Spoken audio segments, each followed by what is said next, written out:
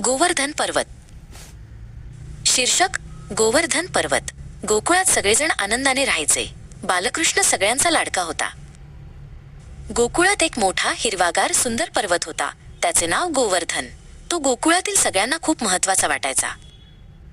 दरवर्षी गोकुळातील लोक इंद्रदेवाची पूजा करायचे, कारण इंद्र पाऊस देतो. पण एकदा इंद्रदेवाला खूप गर्व झाला. तो म्हणाला, मी नसतो तर यांचे जीवनच चालले नसते. श्रीकृष्णाला हे समजले, कारण त्याला सगळ्यांच्या मनातले माहीत असते. श्रीकृष्ण सगळ्यांना म्हणाला, अरे, आपल्याला पाऊस गोवर्धन पर्वतामुळेच मिळतो. तोच आपले घर आहे. आपण त्याची पूजा करूया. सगळ्यांना श्रीकृष्णाचे बोलणे खूप आवडले. त्यांनी इंद्राची पूजा सोडून गोवर्धन पर्वताची पूजा सुरू केली. त्यांनी गोवर्धनाला सुंदर फुलांनी आणि मिठायांनी सजवले. हे बघून इंद्रदेवाला खूप राग आला. माझी पूजा थांबवली, आता मी यांना धडा शिकवतो. लगेच मुसळधार पाऊस सुरू झाला. ढग गडगडू लागले. नदीचे पाणी वाढू लागले. सगळे गोपागोपी घाबरले आणि धावत श्रीकृष्णाजवळ आले.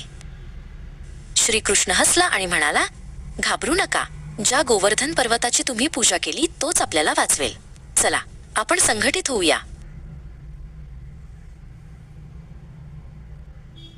आणि काय आश्चर्य, श्रीकृष्णाने आपल्या एका करंगळीवर तो मोठा गोवर्धन पर्वत उचलला.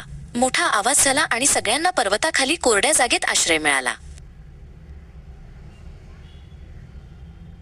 गोपींनीही मदतीसाठी आपल्या लांब काठ्या पर्वताला आधार म्हणून लावल्या. इंद्राचा गर्व उतरला आणि पाऊस थांबला. संघटित राहिल्यामुळे सगळ्यांचे रक्षण झाले.